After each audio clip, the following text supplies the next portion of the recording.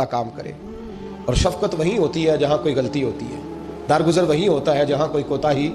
औरत इताअत करे, फर्मा बरदारी करे, उसको हुक्म है। खामन दरगुजर करे, शफकत करे, और कोई कोताही देखे, कोई गलती देखे, उस पर पर्दा पोशी करने की कोशिश करे। याद रखें, आला हज़रत फाज़िल बरेलवी रहमतुल्लाह अलैह फरमाते हैं, जो मर्दाने खुदा है, जो अल्लाह के बंदे हैं, जो मर्दाने खुदा है, फरमाया उनका तरीका तो ये है कि वो अपने घर वालों की बड़ी बड़ी गलतियाँ माफ़ करते हैं, बड़ी बड़ी कोताहियाँ, बड़ी बड़ी। हज़रत अबुल हसन रहमतुल्लाह ताला अलैह, जनाबी अबुल हसन खरकानी बहुत बड़े दरवेश सूफ़ी गुजरे और साहिब बसीरत और जिंदा और बेदार मगज़ सूफ़ी थे। सिर्फ हू वाले सूफ़ी नहीं थे, इनको खबर ही नहीं कि माशरे में मैं खटकता हूँ दिल आलम में कांटे की तरह, और तू फ़कत अल्लाह अल्लाह अल्लाह। हज़रत अबुल हसन खरकानी खानकाह भी आबाद करते थे, और माशरे में कभी जुल्म होता था तो बादशाहों का जाके हुक्का पानी भी बंद फरमा दिया करते। बड़े बेदार मगज़ और बेदार जहन सूफ़ी थे। हज़रत बायज़ीद बुस्तामी रहमतुल्लाह अलैह के सजादा थे, और महमूद गज़नवी आपका मुरीद था। अब बहुत साहिब बसीरत बादशाह हुआ है, वो आपका खिदमत गुजार तो हाजिर होता था। महमूद गज़नवी कहते हैं, जब मैं पहले दिन गया तो बाबा जी मुझे उठ के नहीं मिले, बैठे बैठे सलाम किया। वापस आने लगा तो मुझे छोड़ने आए मेरी सवारी तक। तो मैंने कहा हज़रत जी जब आया था तो पूछा भी नहीं और अब छोड़ने आ गए। तो फरमाने लगे, जब तू आया था तेरे अंदर तकब्बर था, तो कहता था मौलवी बादशाहों को उठ उठ के मिलते हैं, इसलिए नहीं मिला। और अब तू सोच रहा है कि नहीं, सारे मौलवी एक तरह के नहीं होते, इसलिए मैं तेरी इज्जत देना तेरे लिए ज़रूरी समझा है, इसलिए तुझे छोड़ने आया हूँ। हज़रत अबुल हसन बड़े साहिब बसीरत आदमी। एक आदमी यमन से आया, कई 100 किलोमीटर का सफ़र तय करके मिलने। उसने दरवाजे पे दस्तक दी, हज़रत के घर के दरवाजे, बादशाह के पीर हैं। अंदर से बीबी साहिबा बोली, कौन है दरवाजे पे? फरमाया मैं यमन से आया हूँ या मिस्र से आया हूँ, बड़ी दूर से मुलाकात करनी है। हज़रत साहब किधर हैं? तो बीबी कहने लगी, तुझे भी कोई काम नहीं जिस तरह उसे कोई काम नहीं, तू भी फारग है उसकी तरह, बस यही अल्लाह अल्लाह, यही ड्यूटी है तेरी भी। मैंने कहा यार इतना बड़ा सूफी और घर में इसका क्या हाल है, वो बात करने वाली। तो मैंने कहा जनाब हजरत किधर है? तो कहने लगी वो कोई जंगल में बैठा अल्लाह अल्लाह कर रहा होगा, ना बच्चों की फिक्र ना घर बार की फिक्र, मसलों से भी पेट भरते हैं, कभी उधर बैठा होगा, जा मिलना है तो तू भी चला जा, दोबारा दरवाजे पे दस्तक ना देना, खबरदार। कहते मेरे वो जो मैं एक जायचा बना के आया था ना अल्लाह के वली का, वो मेरा सारा ही टूट गया। मैंने कहा कुछ नहीं यार, जिसका घर हाल नहीं तो बाहर क्या होगा, अंदर ही कोई तबीयत नहीं। लोग फटाफट इतराज़ करते हैं, कहते हैं साहब फलां बंदे को नहीं सही कर सके तो। हालांकि ये बात और है, ये पहलू और है। नूह अलैहिस्सलाम की बीवी अगर काफिर रह जाए, बेटा अगर गैर मुस्लिम रह जाए, तो ये हिकमत इलाही होती है, ये अल्लाह पाक की हिकमत होती है, हिकमत होती है। इसमें पैगम्बर की तबलीग में कोई एतराज़ नहीं किया जा सकता। उसने कहा जंगल में होंगे, तू भी चला जा। कहते हैं वो जो मेरे ज़हन में उनका जाविया था, वो जो एक शख्सियत का रूप में बना के वो तो निकल गया, लेकिन मैंने कहा चल इतनी दूर से आया हूँ, बाबे से मिल ही लेता हूँ, शाम हो गई यार, रात भी रहना है। कहते मैंने जंगल की तरफ मुँह किया तो हज़रत जंगल से आ रहे थे और शेर पे बैठे हुए थे, शेर पे बैठे थे। फरमाते हैं फिर मेरे दिल में ख्याल आया, मैंने कहा बीबी काबू आती नहीं और शेर को काबू किया हुआ है। फिर बस आया, इत्तक़ू फ़िरासतिल मोमिन फ़इन्नहु यंज़ुरु बिनूरिल्लाह, रवाहु तिर्मिज़ी औ कमा क़ाल सल्लल्लाहु अलैहि वसल्लम।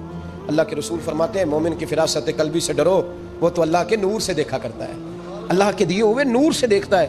अल्लाहु अकबर। जब ये बात सुनी ना, उसने कहते मैंने दिल में सोची तो हज़रत मेरे दिल की बात जान गए और फरमाने लगे, ओ भाई, कहते मैंने कोई हाल बताया नहीं, खुद ही फरमाने लगे मियाँ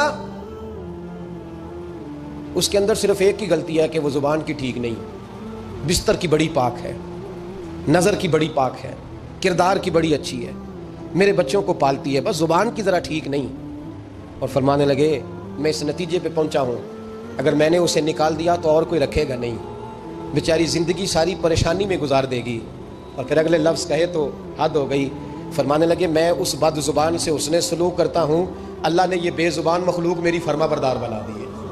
फरमाया ये मेरे वजीफ़ों चिल्लों इबादतों से नहीं आया शेर, ये उस बद ज़ुबान से उसने सलूक करता हूँ तो रब ने ये बेज़ुबान मखलूक मेरी। अब ये गुंजाइश, ये हुक्म खामन के लिए है, ये तकरीर सुन के बीबी ना कह दे कि मैंने बदजुबान होना है, तो आप फरमा बरदारी करें मेरी। तो ये जिसके लिए बात हो उसी तक रहे। खामद को हुक्म है कि अगर कोई कोताही है तो उस कोताही की पर्दा पोशी करे। घर जो होता है ना, घर कुछ चीज़ें इजाज़त नहीं दे रही मेरी कि मैं कुछ और बात आपसे करूँ, कुछ आपको नींद भी आ रही है। देखें पूरा वजूद सलामत हो और अंदर रूह ना हो तो बंदा जिंदा रह सकता है? जेड़े नहीं बोले उन्हें रह लेना, मेरा ख्याल वजूद हो सारा सलामत है लेकिन रूह सलामत, बंदा बच जाएगा? बोले ना यार, जिन्हें नींद आ रही हो बोलो, नहीं ना रह सकता। पूरे घर में हर शय हो, जिम्मेदारी से बात कर रहा हूँ, पूरे घर में हर शय मौजूद हो, अगर घर में दीन ना हो तो घर चलता नहीं चल सकता।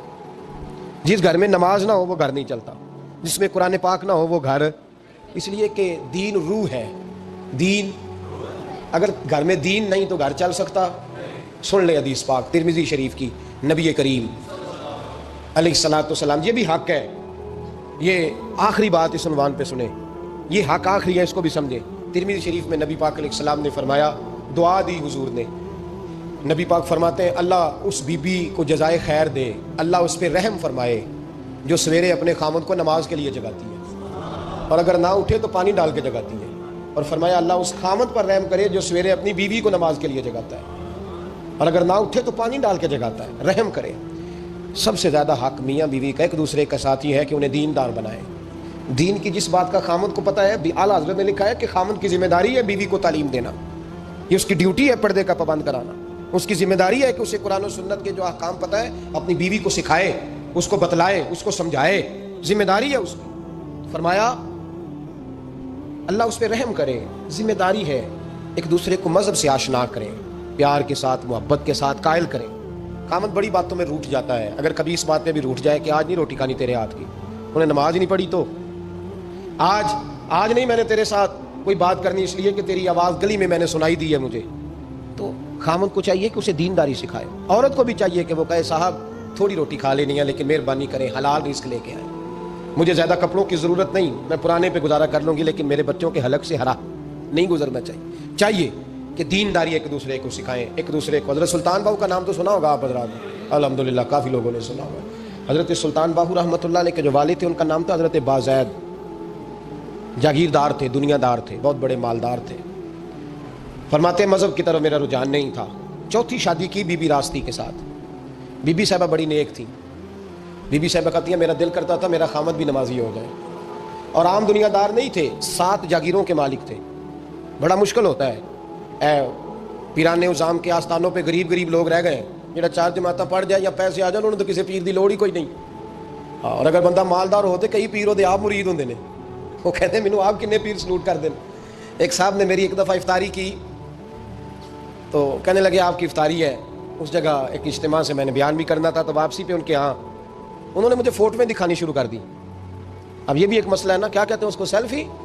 جی ہاں، بڑے بڑے سیانے بندے ساری دیہڑی یہی کام کرتے رہتے اور کم ہی کوئی نہیں سرے. تو وہ مجھے تصویریں دکھانے لگے، اے پیر صاحب دی بھی میں دعوت کیتی، اے پیر صاحب دی بھی میں دعوت کیتی، اے پیر صاحب دی بھی میں دعوت کیتی، اے پیر صاحب دی بھی میں دعوت. 14-15 پیر مجھے گنوا دیے. تو کھانے تو بعد مینوں کہنے لگے کہ تسی دوبارہ کدو آؤ گے؟ میں کہا جدو تسی 200 بندے نو میرا بھی نام دس لو گے ادو آ جاؤں گے. اب مالدار آدمی نا، تو بعد میں مجھے ایک دفعہ انہوں نے فون کیا، میں کیا وہ بڑے پیران کی اس لسٹ میں اپنا نام نہیں شامل کرانا چاہتا. میں نے تو نہ چھوٹیاں جی رہن دے بھائی، ہم بچتے ہیں اس کام سے، بچتے ہیں ایسے آدمی سے. وہ کسی درویش نے کہا تھا جس کی ہر بات میں پوشیدہ ہو نشتر کی چبھن، ایسے ہر صاحب احسان سے ڈر لگتا ہے. بچنا چاہیے. تو مالداروں کے تو آپ بڑے مرید ہوتے ہیں، کئی پیر حاضریاں دیتے پھرتے ہیں، کئی مولوی دستے نگر ہوتے ہیں، معاذ اللہ. اللہ خودداری اور عزت نفس عطا کرے، آمین تو کہہ دیجئے. دینداری کی اللہ توفیق عطا فرمائے. تو بہت بڑے جاگیردار تھے حضرت سلطان باہو رحمۃ اللہ علیہ کے والد. بی بی شیبہ کہتی ہے نمازی بنانا تھا خامد کو. کس کو؟ کس نے بولے؟ کس نے نمازی بنانا ہے؟ اور بیوی کو کس نے بنانا ہے؟ پکی گل نے نہیں. میں کاؤنسلر صاحب نوں میں کہا ماشاءاللہ جیت گئے ہو؟ کہندے ہاں جی. میں کہندے جی کوئی حکم ہوے تے مینوں دسو. میں کہ حکم ہے کہ تسی اپنے ہلکے دے بندیاں دی ڈیوٹی لانی، کیڑا نماز حاضری لانی ہے، کیڑا نماز پڑھنا ہوندا تے کیڑا نہیں ہوندا. کہنے لگے بڑے سیانے نکلے ہو، پہلا مینوں ہی مسیتے واڑ چھڑیا جی. میں جاؤں گا تے دوجیاں دی حاضری لاں گا نا. تو خامد نمازی بنائے گا بیوی کو تو اس سے پہلے خود بنے گا تو بنائے گا نا جی. تو اگر خامد کہہ دے تو پڑھیا کر، میرے پیچھے نہ لگی تو جنی کو تو پڑھنی انی میں پڑھنی ہے نا.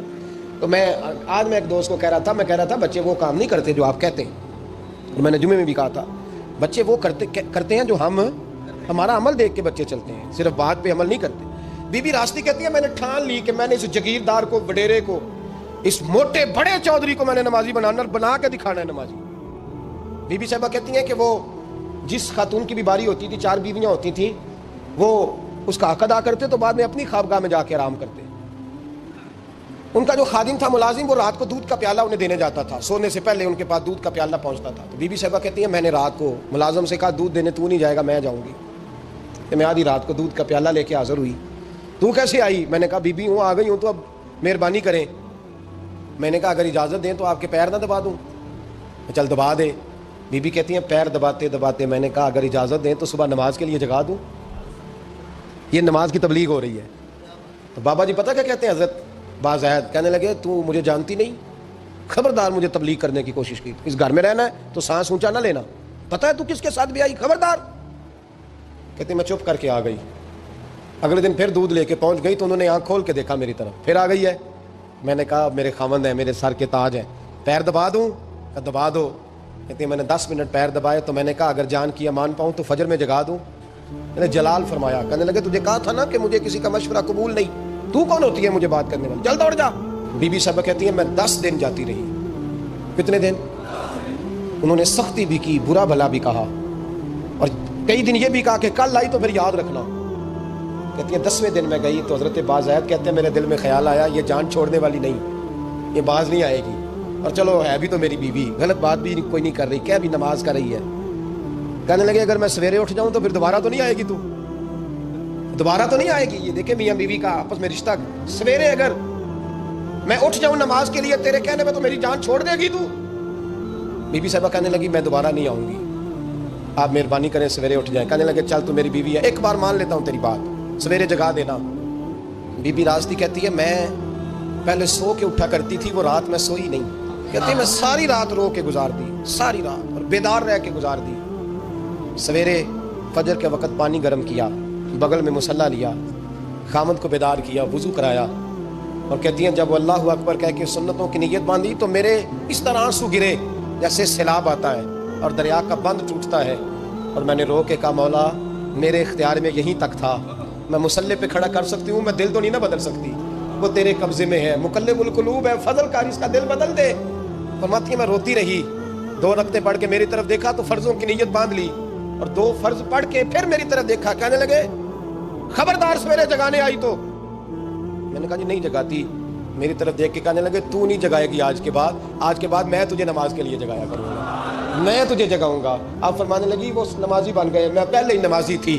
جب ان 2 نمازیوں کا ملاپ ہوا تو اللہ نے سلطان باہو جیسا بیٹا عطا فرمایا, سلطان باہو جیسا بیٹا عطا فرمایا. میرے بھائی میاں بیوی ایک دوسرے کو دیندار بنائیں گے, ایک دوسرے کو نمازی بنائیں گے, وہ ایک دوسرے پہ, اور کس طرح کا بڑا مشکل ہوتا ہے بیوی اپنے خاوند کی تعریف کرے, مشکل ہوتی ہے.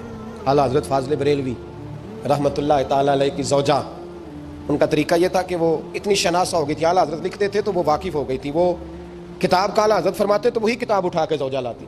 اس زمانے میں قلم بنتے تھے اپنے ہاتھوں سے, لوگ چھری لے کے اس کے ساتھ قلم بنایا کرتے تھے, تو قلم بنا کے سیاہی رکھتی, کاغذ کئی دفعہ ڈانٹ دیتے اعلیٰ حضرت, کئی دفعہ ڈانٹ دیتے, لیکن اماں جی سنتی. وقت وصال آیا تو ایک دن فرمانے لگے حامد رضا کی ماں تو نے ساری زندگی مانگا کچھ نہیں, تو نے میری بڑی نوکری کی, میرے دین کے کاموں میں سب سے بڑی مددگار تو تھی, چل کچھ چیز مانگ لے. جب دین کے رشتے ہوتے ہیں تو پھر معاملے بھی دینداری کے طے ہوتے ہیں, کچھ مانگ لے. بڑا کچھ مانگ لیتی ہیں نا بیویاں, بڑا کچھ. اعلیٰ حضرت کی زوجہ کیا کہتی ہیں میں نے آپ کو صبح و شام دیکھا ہے, میں نے آپ کے دکھ سکھ دیکھے, خوشی غمی میں آپ کا رویہ دیکھا ہے, میں نے آپ کو ہمیشہ دیندار اور پرہیزگار پایا ہے. اگر مجھے کچھ دینا ہے تو ہاتھ اٹھا کے میری بخشش کی دعا کر دیں, اور اگر صبح قیامت مجھے ضرورت پڑی تو میری سفارش کر دیں گے. اعلیٰ حضرت رو پڑے, یہ دینداری کے رشتے ہیں, رو پڑے. فرمانے لگے تیرے ساتھ وعدہ ہے, مصطفیٰ کریم صلی اللہ علیہ وسلم کے صدقے احمد رضا جب جنت میں جائیں گے تو تجھے ساتھ لے کے جنت میں جائیں گے, ساتھ لے کے جائیں گے. تو بھائی دینداری بنائیں, ہن لباس لکم وانتم لباس لہن, وہ تمہارا لباس ہے اور ان کا لباس ہو. رمضان شریف آ رہا ہے, ارادہ کر لیں کہ تراویحیں ساری جماعت کے ساتھ پڑھنی ہے, پڑھیں گے انشاءاللہ تعالی. نوجوانوں سے میری گزارش ہے, جوان بچوں سے, ضروری کوئی مذہبی چیز آپ نے دیکھنی ہو, سننی سنانی ہو تو ٹھیک ہے, ورنہ رمضان میں موبائل استعمال نہ کریں, مہربانی فرمائیں. ارادہ کریں, اگر کبھی مجبوری بن جائے نا تو ہسپتالوں میں بھی 2-2 گھنٹے بندے کو ایک ٹانگ پہ کھڑے ہونے پڑ جاتا ہے. پاسپورٹ کے دفتر لوگ کھڑے رہتے ہیں, شناختی کارڈ کے دفتر کھڑے رہتے ہیں. ارادہ کرو قرآن پاک سننے کا, اور مسجد میں حاضر ہو کے با جماعت 20 تراویحیں پوری پڑھو, اور عشاء سے پہلے آؤ, سنتیں ادا کر کے مسجد میں نماز پڑھو. روزہ کوئی شیطانی وسوسہ قریب نہ آنے دو, روزے رکھنے ہیں اور انشاءاللہ رکھنے ہیں, پورے رکھنے. مزدور آدمی جو مزدور ہے وہ کہتا ہے میں مزدور ہوں, میں کیسے رکھوں؟ اور خدا کے بندے رب تعالیٰ نے تیرے اوپر فرض کیے ہیں, وہ کہتا ہے میں وہ چیز فرض کرتا ہی نہیں جو تو اٹھا نہ سکے. اس کو پتا تھا ہم رکھ لیں گے تبھی فرض کیے نا, اور مزدور کو تو اللہ اجر بھی زیادہ عطا کرتا ہے, کسی وسوسے پہ نہ لگے. اور قرآن, یہ 2 باتیں ہو گئی, روزہ اور تراویح. اور تیسرا دین کے 2 حصے کریں، جو وقت بچ جائے اس کے 2 حصے کریں، آدھے حصے میں قرآن پاک پڑھنا ہے اور آدھے حصے میں درود و سلام پڑھنا ہے، یہ وظیفے پکے کر لیں۔ اور جو لوگ غریبوں کی مدد کرتے ہیں، مسکینوں کی، یتیموں کی، ان سے میری گزارش ہے کہ وہ مہربانی کریں تو یکم رمضان کو لوگوں کے ساتھ تعاون کریں۔ کس تاریخ کو جی؟ بولے قاری صاحب نے سوٹ کدن دیں ہو جی، تاکہ کوئی درزی سی کے نہ دے، ایک ادھر پا نہ لے سوٹ، مولوی بھی نواں، یہ ساڈا مولوی ہے تو پرانے دی چنگا لگتا ہے، اور پہلے دے میاں یہ کام بھی پہلے کریں تاکہ وہ سلا لیں اور سلا کے پہن لیں۔ میری باتوں کی سمجھ آ رہی ہے آپ حضرات کو؟ غریب کے ساتھ، مسکین کے ساتھ، جس کے ساتھ بھی کوئی تعاون کرنا ہے وہ پہلے کریں، پہلے اپنے بچوں کے کپڑے بعد میں اور غریبوں کے بچوں کو پہلے، تاکہ وہ شریک ہو، رمضان میں شریک ہو، کسی کو سودا پہلے دیں، جو پہلے کرنے کے کام ہیں ان کو پہلے کریں، مہربانی فرمائیں، رمضان کی نیت کریں، ارادہ کریں، اپنے اندر ذوق پیدا کریں۔ میں نے اپنے دوستوں کو کل سبق دیا ہے کہ کام مجبوری سے بھی ہو جاتا ہے اور شوق سے بھی، لیکن مجبوری سے کرنے سے مزہ نہیں آتا، شوق سے کریں تو مزہ ہی آ جاتا ہے۔